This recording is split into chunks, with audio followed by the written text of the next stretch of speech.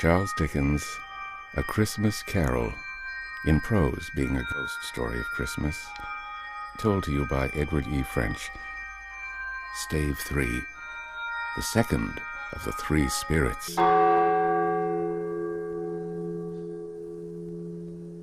Awaking in the middle of a prodigiously tough snore, and sitting up in bed to get his thoughts together, Scrooge had no occasion to be told that the bell was again upon the stroke of 1. He felt that he was restored to consciousness in the right nick of time for the especial purpose of holding a conference with the second messenger dispatched to him through Jacob Marley's intervention. But, finding that he turned uncomfortably cold when he began to wonder which of his curtains this new spectre would draw back, he put them every one aside with his own hands, and, lying down again, established a sharp lookout all around the bed. For he wished to challenge the spirit on the moment of its appearance, and did not wish to be taken by surprise and made nervous. Gentlemen of the free and easy sort, who plume themselves on being acquainted with a move or two, and being usually equal to the time of day, express the wide range of their capacity for adventure by observing that they are good for anything from pitch and toss to manslaughter, between which opposite extremes, no doubt, there lies a tolerably wide and comprehensive range of subjects. Without venturing for Scrooge quite as heartily as this, I don't mind calling on you to believe that he was ready for a good broad field of strange appearances, and that nothing between a baby and a rhinoceros would have astonished him very much. Now, being prepared for almost anything, he was not by any means prepared for nothing, and consequently, when the bell struck 1, and no shape appeared, he was taken with a violent fit of trembling. 5 minutes, 10 minutes, a quarter of an hour went by, yet nothing came. All this time he lay upon the bed, the very core and center of a blaze of ruddy light, which streamed upon it when the clock proclaimed the hour, and which, being only light, was more alarming than a dozen ghosts, as he was powerless to make out what it meant, or would be at, and was sometimes apprehensive that he might be at that very moment an interesting case of spontaneous combustion, without having the consolation of knowing it. At last, however, he began to think, as you or I would have thought at first, for it is always the person not in the predicament who knows what ought to have been done in it, and would unquestionably have done it too. At last, I say, he began to think that the source and secret of this ghostly light might be in the adjoining room, from whence, on further tracing, it seemed to shine. This idea taking full possession of his mind, he got up softly and shuffled in his slippers to the door. The moment Scrooge's hand was on the lock, a strange voice called him by his name and bade him enter. He obeyed. It was his own room. There was no doubt about that, but it had undergone a surprising transformation. The walls and ceiling were so hung with living green that it looked a perfect grove, from every part of which bright gleaming berries glistened.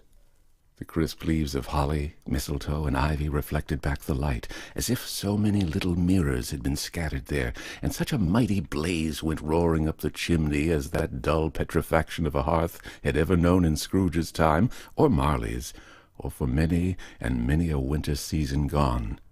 Heaped up on the floor to form a kind of throne were turkeys, geese, game, poultry, brawn, great joints of meat, sucking pigs, long wreaths of sausages, mince pies, plum puddings, barrels of oysters, red-hot chestnuts, cherry-cheeked apples, juicy oranges, luscious pears, immense twelfth cakes, and seething bowls of punch that made the chamber dim with their delicious steam.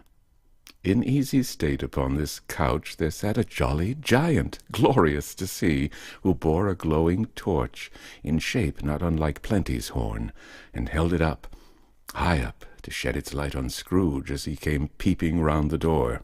"Come in," exclaimed the ghost. "Come in and know me better, man." Scrooge entered timidly, and hung his head before this spirit. He was not the dogged Scrooge he had been, and though the spirit's eyes were clear and kind, he did not like to meet them. "I am the ghost of Christmas present," said the spirit. "Look upon me." Scrooge reverently did so. It was clothed in one simple, deep green robe, or mantle, bordered with white fur. This garment hung so loosely on the figure that its capacious breast was bare, as if disdaining to be warded or concealed by any artifice. Its feet, observable beneath the ample folds of the garment, were also bare, and on its head it wore no other covering than a holly wreath, set here and there with shining icicles. Its dark brown curls were long and free as its genial face, its sparkling eye, its open hand, its cheery voice, its unconstrained demeanor, and its joyful air. Girded round its middle was an antique scabbard, but no sword was in it, and the ancient sheath was eaten up with rust. "You have never seen the like of me before," exclaimed the spirit. "Never," Scrooge made answer to it. "Have never walked forth with the younger members of my family, meaning, for I am very young, my elder brothers born these later years?" pursued the phantom. "I don't think I have," said Scrooge. "I'm afraid I have not. Have you had many brothers, spirit?" "More than 1,800, said the ghost. "A tremendous family to provide for," muttered Scrooge. The ghost of Christmas present rose. "Spirit," said Scrooge submissively, "conduct me where you will. I went forth last night on compulsion and learnt a lesson which is working now. Tonight, if you have aught to teach me, let me profit by it." "Touch my robe." Scrooge did as he was told, and held it fast. Holly, mistletoe, red berries, ivy, turkeys, geese, game, poultry, brawn, meat, pigs, sausages, oysters, pies, pudding, fruit, and punch, all vanished instantly. So did the room, the fire, the ruddy glow, the hour of night, and they stood in the city streets on Christmas morning, where, for the weather was severe, the people made a rough but brisk and not unpleasant kind of music in scraping the snow from the pavement in front of their dwellings, and from the tops of their houses, whence it was mad delight to the boys to see it come plumping down into the road below, and splitting into artificial little snowstorms. The house fronts looked black enough, and the windows blacker, contrasting with the smooth white sheet of snow upon the roofs, and with the dirtier snow upon the ground, which last deposit had been ploughed up in deep furrows by the heavy wheels of carts and wagons, furrows that crossed and recrossed each other hundreds of times, where the great streets branched off, and made intricate channels, hard to trace, in the thick yellow mud and icy water. The sky was gloomy, and the shortest streets were choked up with a dingy mist, half-thawed, half-frozen, whose heavier particles descended in a shower of sooty atoms, as if all the chimneys in Great Britain had, by one consent, caught fire, and were blazing away to their dear heart's content. There was nothing very cheerful in the climate or the town, and yet there was an air of cheerfulness abroad that the clearest summer air and the brightest summer sun might have endeavored to diffuse in vain. For the people who were shoveling away on the housetops were jovial and full of glee, calling out to one another from the parapets, and now and then exchanging a facetious snowball, better-natured missile far than many a wordy jest, laughing heartily if it went right, and not less heartily if it went wrong. The poulterers' shops were still half open, and the fruiterers were radiant in their glory. There were great, round, pot-bellied baskets of chestnuts, shaped like the waistcoats of jolly old gentlemen, lolling at the doors, and tumbling out into the street in their apoplectic opulence. They were ruddy, brown-faced, broad-girthed Spanish onions, shining in the fatness of their growth like Spanish friars, and winking from their shelves in wanton slyness at the girls as they went by, and glanced demurely at the hung-up mistletoe. There were pears and apples, clustered high in blooming pyramids. There were bunches of grapes, made, in the shopkeeper's benevolence, to dangle from conspicuous hooks that people's mouths might water gratis as they passed. There were piles of filberts, mossy and brown, recalling in their fragrance ancient walks among the woods and pleasant shufflings ankle-deep through withered leaves. There were Norfolk biffins, squab and swarthy, setting off the yellow of the oranges and lemons, and, in the great compactness of their juicy persons, urgently entreating and beseeching to be carried home in paper bags and eaten after dinner. The very gold and silver fish, set forth among these choice fruits in a bowl, though members of a dull and stagnant-blooded race, appeared to know that there was something going on, and, to a fish, went gasping round and round their little world in slow and passionless excitement. The grocers, oh, the grocers, nearly closed, with perhaps 2 shutters down, or 1, but through those gaps such glimpses! It was not alone that the scales descending on the counter made a merry sound, or that the twine and roller parted company so briskly, or that the canisters were rattled up and down like juggling tricks, or even that the blended scents of tea and coffee were so grateful to the nose, or even that the raisins were so plentiful and rare, the almonds so extremely white, the sticks of cinnamon so long and straight, the other spices so delicious, the candied fruit so caked and spotted with molten sugar as to make the coldest lookers-on feel faint and subsequently bilious. Nor was it that the figs were moist and pulpy, or that the French plums blushed in modest tartness from their highly decorated boxes, or that everything was good to eat and in its Christmas dress. But the customers were all so hurried and so eager in the hopeful promise of the day that they tumbled up against each other at the door, crashing their wicker baskets wildly, and left their purchases upon the counter, and came running back to fetch them, and committed hundreds of the like mistakes in the best humour possible, while the grocer and his people were so frank and fresh that the polished hearts with which they fastened their aprons behind might have been their own, worn outside for general inspection, and for Christmas daws to peck at if they chose.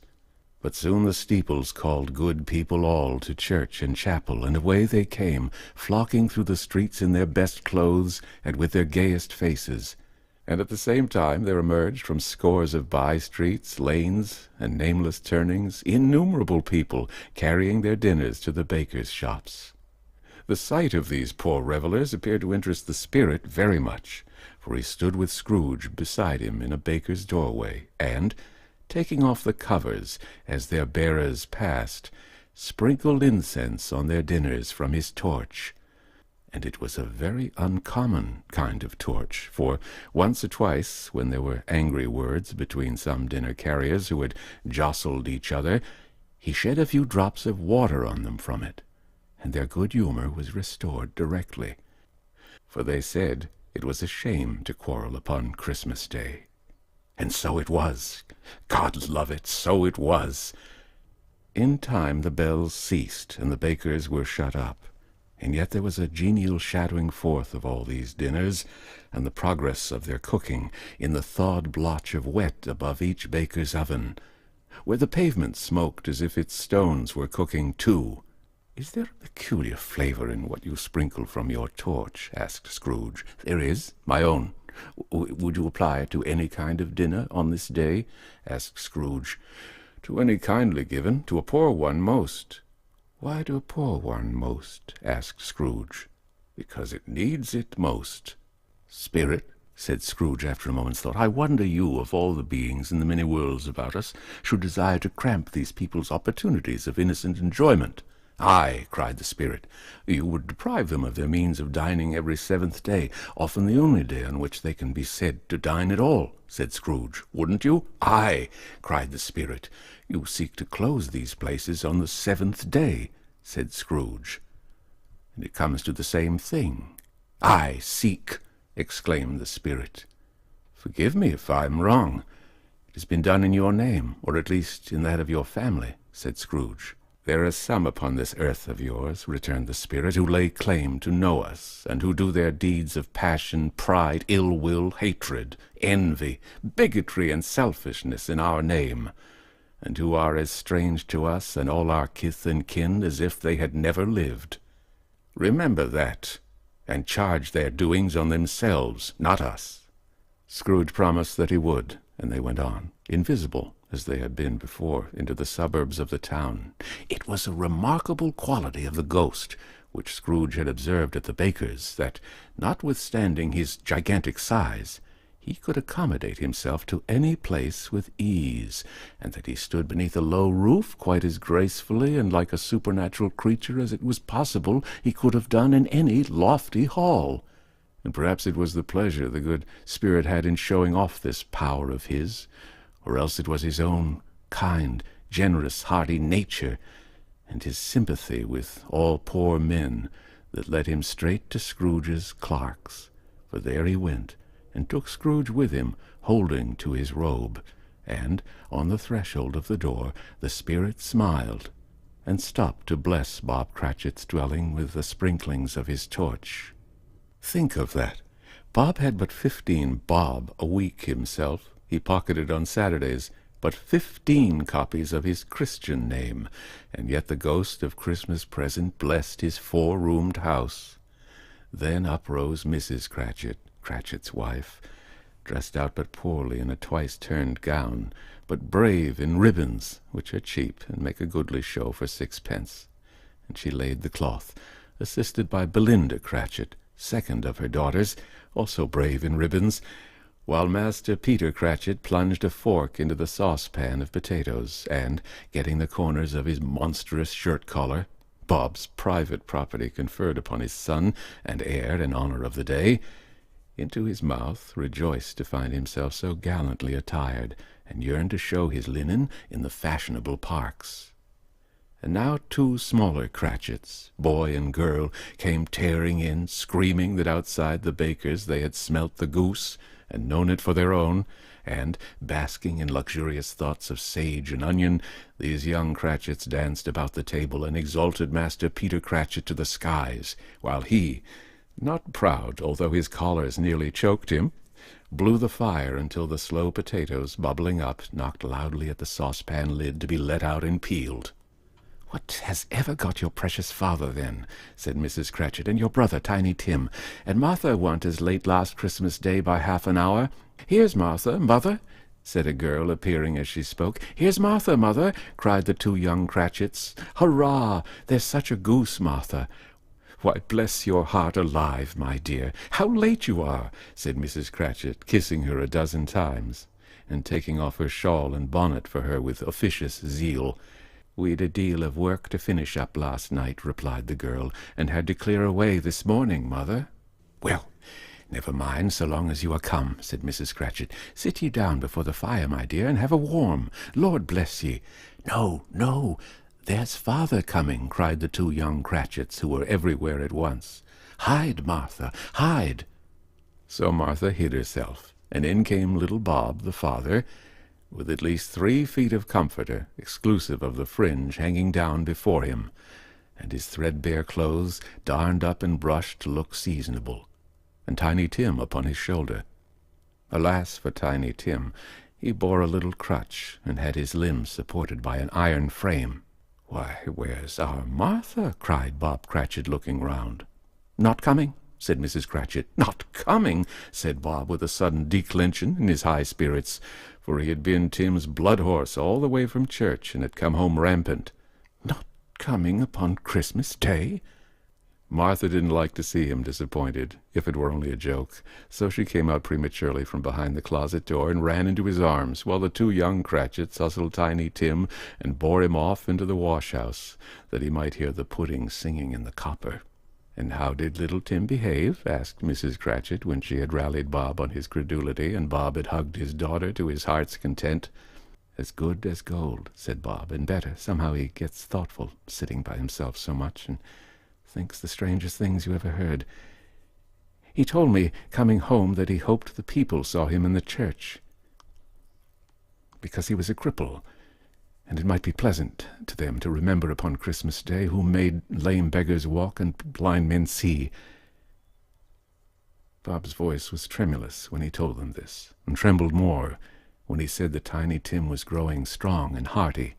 His active little crutch was heard upon the floor, and back came Tiny Tim before another word was spoken, escorted by his brother and sister to his stool beside the fire, and while Bob, turning up his cuffs, as if, poor fellow, they were capable of being made more shabby, compounded some hot mixture in a jug with gin and lemons, and stirred it round and put it on the hob to simmer. Master Peter and the two ubiquitous young Cratchits went to fetch the goose, with which they soon returned in high procession. Such a bustle ensued that you might have thought a goose the rarest of all birds, a feathered phenomenon to which a black swan was a matter of course, and in truth it was something very like it in that house. Mrs. Cratchit made the gravy, ready beforehand in a little saucepan, hissing hot. Master Peter mashed the potatoes with incredible vigor. Miss Belinda sweetened up the apple-sauce. Martha dusted the hot plates. Bob took Tiny Tim beside him in a tiny corner at the table. The two young Cratchits set chairs for everybody, not forgetting themselves, and, mounting guard upon their posts, crammed spoons into their mouths, lest they should shriek for goose before their turn came to be helped. At last the dishes were set on, and grace was said. It was succeeded by a breathless pause, as Mrs. Cratchit, looking slowly all along the carving-knife, prepared to plunge it in the breast. But when she did, and when the long-expected gush of stuffing issued forth, one murmur of delight arose all round the board, and even Tiny Tim, excited by the two young Cratchits, beat on the table with the handle of his knife, and feebly cried, "Hurrah!" There never was such a goose. Bob said he didn't believe there ever was such a goose cooked. Its tenderness and flavor, size and cheapness were the themes of universal admiration. Eked out by apple-sauce and mashed potatoes, it was a sufficient dinner for the whole family. Indeed, as Mrs. Cratchit said with great delight, surveying one small atom of a bone upon the dish, they hadn't ate it all at last. Yet every one had had enough, and the youngest Cratchits, in particular, were steeped in sage and onion to the eyebrows. But now, the plates being changed by Miss Belinda, Mrs. Cratchit left the room alone, too nervous to bear witnesses, to take the pudding up and bring it in. Suppose it should not be done enough? Suppose it should break in turning out? Suppose somebody should have got over the wall of the backyard and stolen it while they were merry with the goose, a supposition at which the two young Cratchits became livid. All sorts of horrors were supposed. Hello! A great deal of steam. The pudding was out of the copper. A smell like washing day. It was the cloth. A smell like an eating-house and a pastry-cook's next door to each other, with the laundresses next door to that. That was the pudding.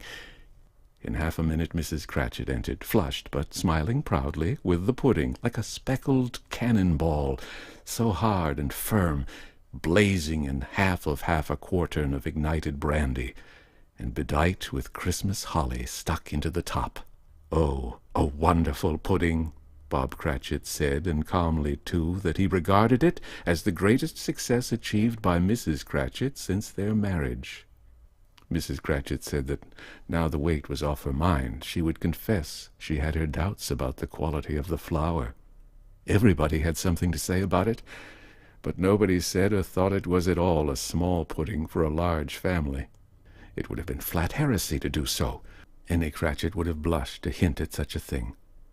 At last the dinner was all done. The cloth was cleared, the hearth swept, and the fire made up. The compound in the jug being tasted and considered perfect, apples and oranges were put upon the table, and a shovel full of chestnuts on the fire. Then all the Cratchit family drew round the hearth in what Bob Cratchit called a circle, meaning half a one, and at Cratchit's elbow stood the family display of glass. 2 tumblers and a custard cup without a handle. These held the hot stuff from the jug, however, as well as golden goblets would have done, and Bob served it out with beaming looks, while the chestnuts on the fire sputtered and cracked noisily. Then Bob proposed, "A Merry Christmas to us all, my dears. God bless us," which all the family re-echoed. "God bless us, everyone," said Tiny Tim, the last of all. He sat very close to his father's side, upon his little stool. Bob held his withered little hand in his, as if he loved the child, and wished to keep him by his side, and dreaded that he might be taken from him. "Spirit," said Scrooge, with an interest he had never felt before, "tell me if Tiny Tim will live." "I see a vacant seat," replied the ghost, "in the poor chimney corner, and a crutch without an owner, carefully preserved.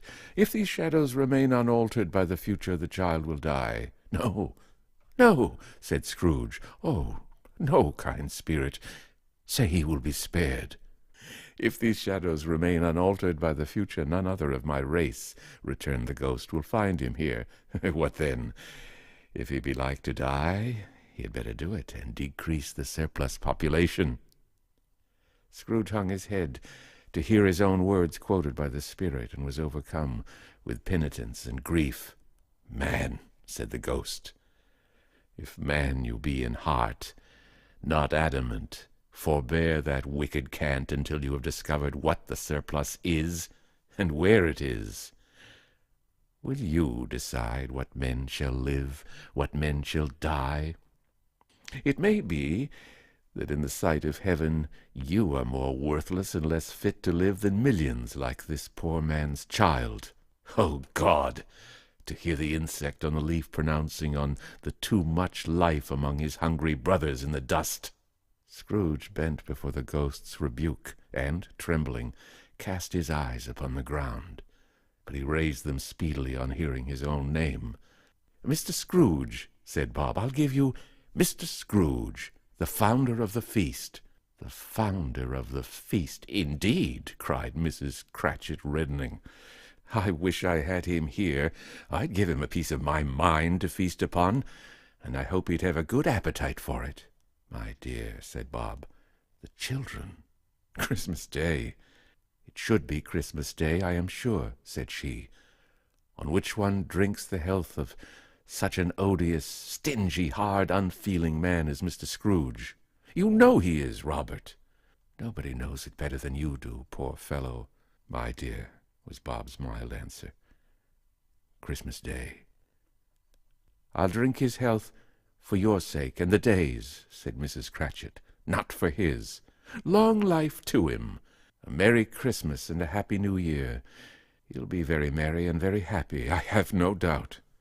The children drank the toast after her. It was the first of their proceedings which had no heartiness in it.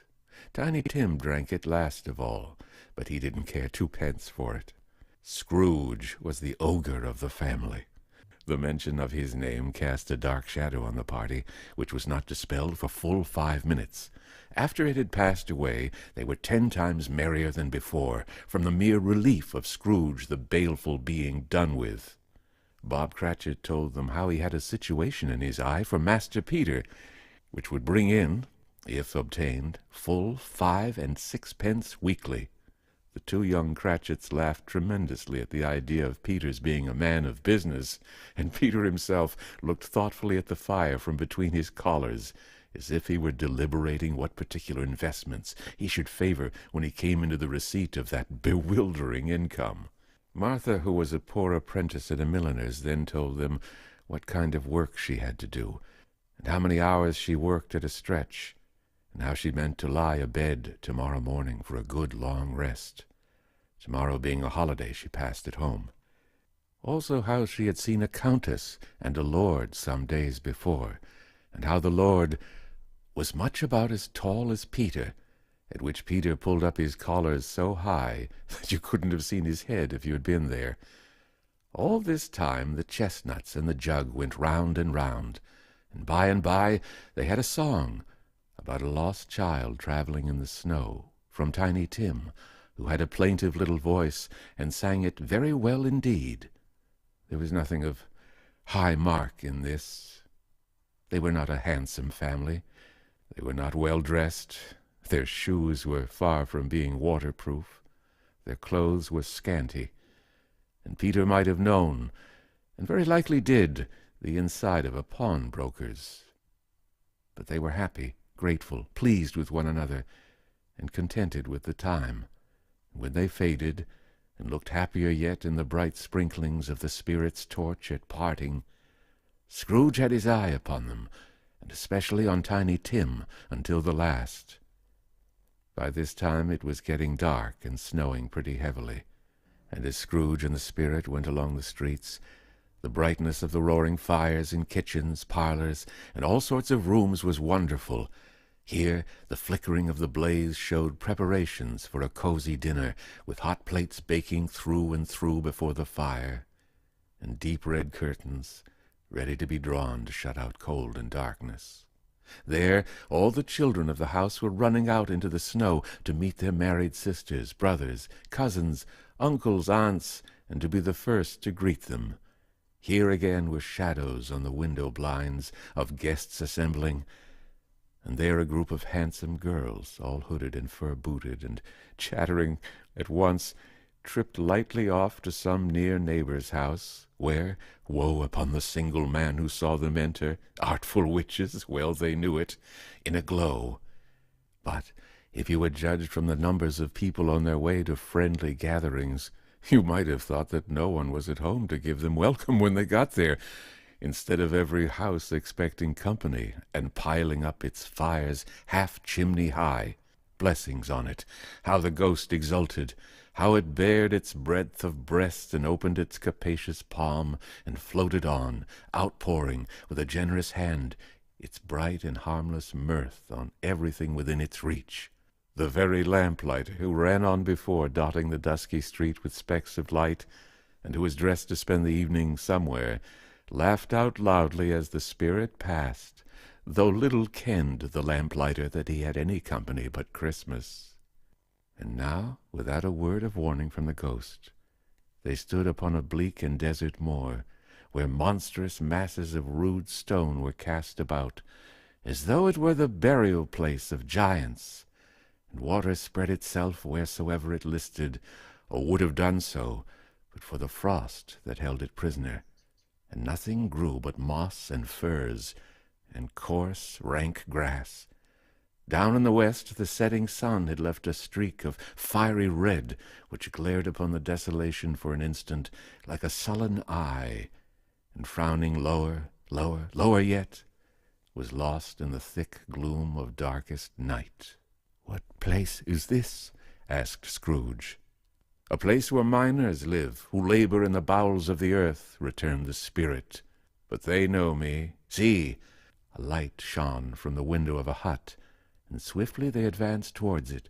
Passing through the wall of mud and stone, they found a cheerful company assembled round a glowing fire, an old, old man and woman, with their children and their children's children, and another generation beyond that, all decked out gaily in their holiday attire. The old man, in a voice that seldom rose above the howling of the wind upon the barren waste, was singing them a Christmas song. It had been a very old song when he was a boy, and from time to time they all joined in the chorus. So surely as they raised their voices, the old man got quite blithe and loud, and so surely as they stopped, his vigor sank again.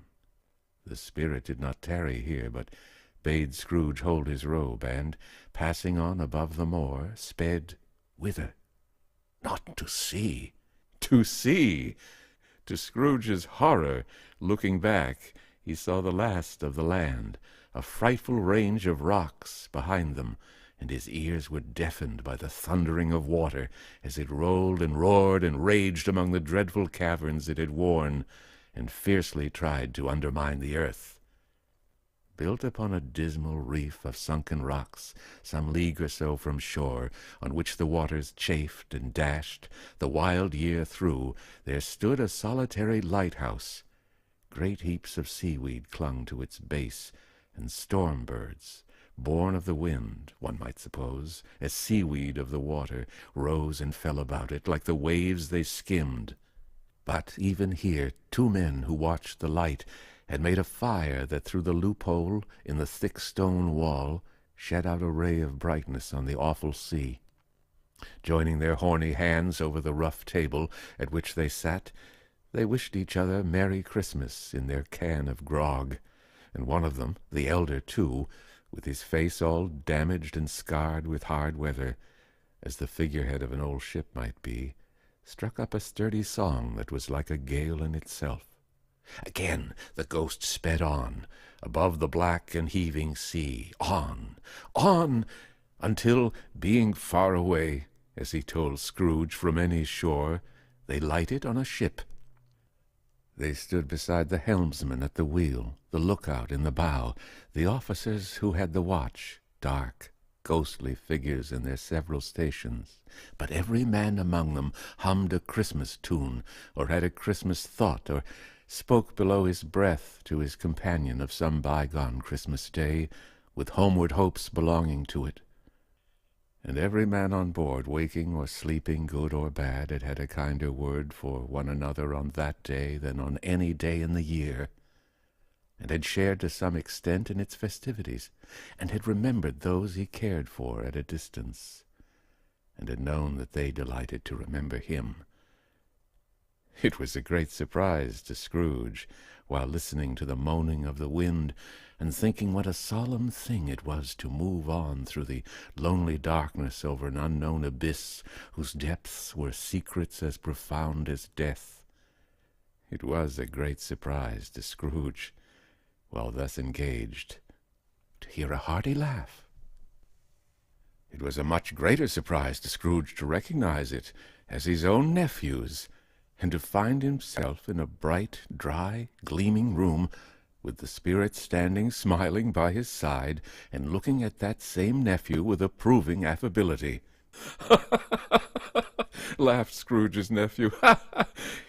If you should happen by any unlikely chance to know a man more blessed in a laugh than Scrooge's nephew, all I can say is, I should like to know him too. Introduce him to me, and I'll cultivate his acquaintance.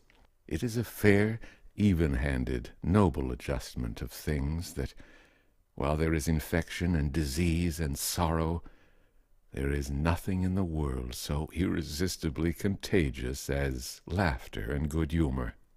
When Scrooge's nephew laughed in this way, holding his sides, rolling his head, and twisting his face into the most extravagant contortions, Scrooge's niece, by marriage, laughed as heartily as he, and their assembled friends, being not a bit behindhand, roared out lustily.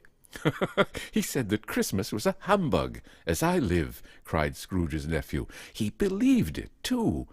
More shame for him, Fred, said Scrooge's niece indignantly. Bless those women. They never do anything by halves. They are always in earnest. She was very pretty, exceedingly pretty, with a dimpled, surprised-looking, capital face, a ripe little mouth that seemed made to be kissed, and no doubt it was, all kinds of good little dots about her chin that melted into one another as she laughed, and the sunniest pair of eyes you ever saw on a little creature's head. Altogether she was what you would have called provoking, but satisfactory, too. Oh, perfectly satisfactory. He's a comical old fellow, said Scrooge's nephew. That's the truth, and not so pleasant as he might be. However, his offences carry their own punishment, and I have nothing to say against him. I'm sure he is very rich, Fred, hinted Scrooge's niece. At least you always tell me so. What of that, my dear, said Scrooge's nephew. His wealth is of no use to him. He don't do any good with it. He don't make himself comfortable with it. He hasn't the satisfaction of thinking that he's ever going to benefit us with it. I have no patience with him, observed Scrooge's niece. Scrooge's niece's sisters and all the other ladies expressed the same opinion. Oh, I have, said Scrooge's nephew. I'm sorry for him. I couldn't be angry with him if I tried. Who suffers by his ill whims? Himself, always. Here he takes it into his head to dislike us, and he won't come to dine with us. What's the consequence? He don't lose much of a dinner. Indeed, I think he loses a very good dinner, interrupted Scrooge's niece. Everybody else said the same, and they must be allowed to have been competent judges, because they had just had dinner, and, with the dessert upon the table, were clustered round the fire by lamplight. Well, I'm very glad to hear it, said Scrooge's nephew, because I haven't any great faith in these young housekeepers. What do you say, Topper? Topper had clearly got his eye upon one of Scrooge's niece's sisters, for he answered that a bachelor was a wretched outcast, who had no right to express an opinion on the subject. Whereat Scrooge's niece's sister, the plump one with the lace tucker, not the one with the roses, blushed. "Do go on, Fred," said Scrooge's niece, clapping her hands.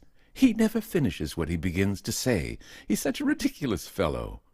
Scrooge's nephew revelled in another laugh, and, as it was impossible to keep the infection off, though the plump sister tried hard to do it with aromatic vinegar, his example was unanimously followed.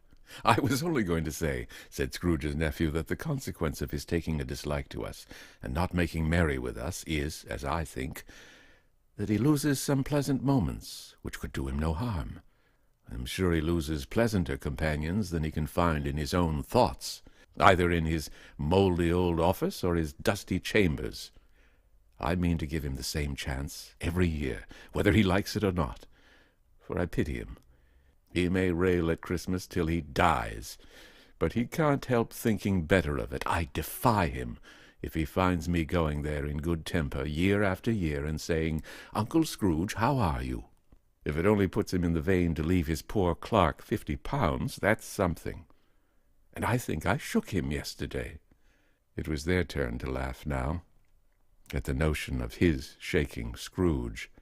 But being thoroughly good-natured and not much caring what they laughed at, so that they laughed at any rate, he encouraged them in their merriment, and passed the bottle joyously. After tea they had some music, for they were a musical family, and knew what they were about when they sung a glee or catch, I can assure you, especially Topper, who could growl away in the bass like a good one, and never swell the large veins in his forehead, or get red in the face over it. Scrooge's niece played well upon the harp, and played, among other tunes, a simple little air, a mere nothing, you might learn to whistle it in 2 minutes, which had been familiar to the child who fetched Scrooge from the boarding-house, as he had been reminded by the ghost of Christmas past. When this strain of music sounded, all the things that ghost had shown him came upon his mind. He softened more and more, and thought that if he could have listened to it often, years ago, he might have cultivated the kindnesses of life for his own happiness in his own hands, without resorting to the sexton's spade that buried Jacob Marley. But they didn't devote the whole evening to music. After a while they played at forfeits, for it is good to be children sometimes, and never better than at Christmas, when its mighty founder was a child himself. Stop! There was first a game of blindman's buff. Of course there was. And I no more believe Topper was really blind than I believe he had eyes in his boots. My opinion is that it was a done thing between him and Scrooge's nephew, and that the ghost of Christmas present knew it. The way he went after that plump sister in the lace tucker was an outrage on the credulity of human nature, knocking down the fire-irons, tumbling over the chairs, bumping up against the piano, smothering himself amongst the curtains. Wherever she went, there went he. He always knew where the plump sister was. He wouldn't catch anybody else.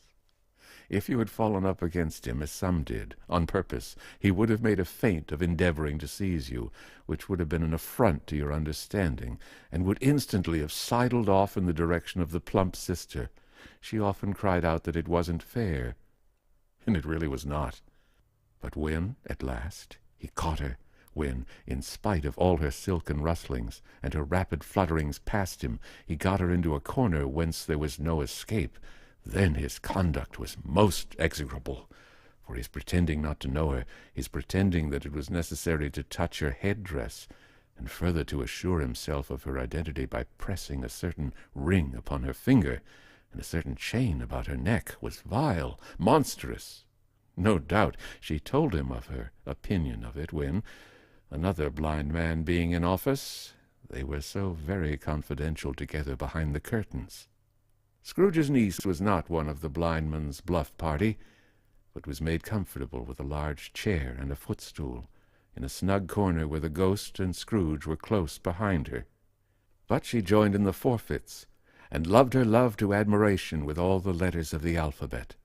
Likewise at the game of how, when, and where, she was very great, and, to the secret joy of Scrooge's nephew, beat her sisters hollow, though they were sharp girls too, as Topper could have told you.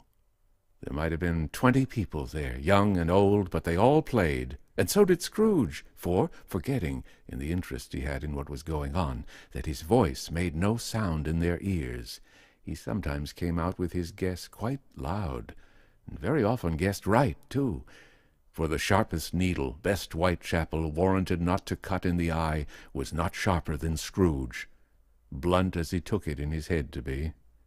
The ghost was greatly pleased to find him in this mood, and looked upon him with such favour that he begged like a boy to be allowed to stay until the guests departed. But this the spirit said could not be done. "Here is a new game," said Scrooge. "1 half-hour, spirit, only one." It was a game called Yes and No, where Scrooge's nephew had to think of some thing, and the rest must find out what, he only answering to their questions yes or no, as the case was. The brisk fire of questioning to which he was exposed elicited from him that he was thinking of an animal, a live animal, rather a disagreeable animal, a savage animal, an animal that growled and grunted sometimes, and talked sometimes, and lived in London, and walked about the streets, and wasn't made a show of, and wasn't led by anybody, and didn't live in a menagerie, and was never killed in a market, and was not a horse, or an ass, or a cow, or a bull, or a tiger, or a dog, or a pig, or a cat, or a bear. At every fresh question that was put to him, this nephew burst into a fresh roar of laughter, and was so inexpressibly tickled that he was obliged to get up off the sofa and stamp. At last the plump sister, falling into a similar state, cried out, "I have found it out. I know what it is, Fred. I know what it is." "What is it?" cried Fred. "It's your Uncle Scrooge." Which it certainly was. Admiration was the universal sentiment, though some objected that the reply to "Is it a bear?" ought to have been "Yes," inasmuch as an answer in the negative was sufficient to have diverted their thoughts from Mr. Scrooge, supposing they had ever had any tendency that way. "He has given us plenty of merriment, I'm sure," said Fred, "and it would be ungrateful not to drink his health. Here is a glass of mulled wine ready at our hand at the moment, and I say, Uncle Scrooge." "Well, Uncle Scrooge," they cried, "a Merry Christmas and a Happy New Year to the old man." "Whatever he is," said Scrooge's nephew, "he wouldn't take it from me. But may he have it, nevertheless. Uncle Scrooge." Uncle Scrooge had imperceptibly become so gay and light of heart that he would have pledged the unconscious company in return, and thanked them in inaudible speech, if the ghost had given him time. But the whole scene passed off in the breath of the last words spoken by his nephew, and he and the spirit were again upon their travels. Much they saw, and far they went, and many homes they visited, but always with a happy end. The spirit stood beside sick beds, and they were cheerful, on foreign lands, and they were close at home, by struggling men, and they were patient in their greater hope, by poverty, and it was rich, in almshouse, hospital, in jail, in misery's every refuge, where vain man, in his little brief authority, had not made fast the door, and barred the spirit out. He left his blessing, and taught Scrooge his precepts. It was a long night, if it were only a night, but Scrooge had his doubts of this, because the Christmas holidays appeared to be condensed into the space of time they passed together. It was strange, too, that while Scrooge remained unaltered in his outward form, the ghost grew older, clearly older. Scrooge had observed this change, but never spoke of it, until they left a children's 12th night party, when, looking at the spirit as they stood together in an open place, he noticed that its hair was gray. "Are spirits' lives so short?" asked Scrooge. "My life upon this globe is very brief," replied the ghost. "It ends tonight." "Tonight?" cried Scrooge. "Tonight at midnight. Hark! The time is drawing near." The chimes were ringing the 11:75 at that moment. "Forgive me if I'm not justified in what I ask," said Scrooge, looking intently at the spirit's robe. "But I see something strange, and not belonging to yourself, protruding from your skirts. Is it a foot or a claw?" "It might be a claw, for the flesh there is upon it," was the spirit's sorrowful reply. "Look here." From the foldings of its robe it brought 2 children, wretched, abject, frightful, hideous, miserable. They knelt down at its feet and clung upon the outside of its garment. "Oh, man, look here! Look down here!" exclaimed the ghost. They were a boy and a girl, yellow, meager, ragged, scowling, wolfish, but prostrate, too, in their humility. Where graceful youth should have filled their features out and touched them with its freshest tints, a stale and shriveled hand, like that of age, had pinched and twisted them and pulled them into shreds. Where angels might have sat enthroned, devils lurked and glared out menacing. No change, no degradation, no perversion of humanity in any grade through all the mysteries of wonderful creation has monsters half so horrible and dread. Scrooge started back, appalled. Having them shown to him in this way, he tried to say they were fine children, but the words choked themselves, rather than be parties to such a lie of such enormous magnitude. "Spirit, are they yours?" Scrooge could say no more. "They are man's," said the spirit, looking down upon them, "and they cling to me, appealing from their fathers. This boy is ignorance, this girl is want. Beware them both, and all their degree, but most of all beware this boy. For on his brow I see that written which is doom, unless the writing be erased." "Deny it!" cried the spirit, stretching out its hand towards the city. "Slander those who tell it ye, admit it for your factious purposes, and make it worse, and bide the end." "Have they no refuge or resource?" cried Scrooge. "Are there no prisons?" said the spirit, turning on him for the last time with his own words. "Are there no workhouses?" The bell struck 12. Scrooge looked about him for the ghost, and saw it not. As the last stroke ceased to vibrate, he remembered the prediction of old Jacob Marley, and, lifting up his eyes, beheld a solemn phantom, draped and hooded, coming like a mist along the ground towards him.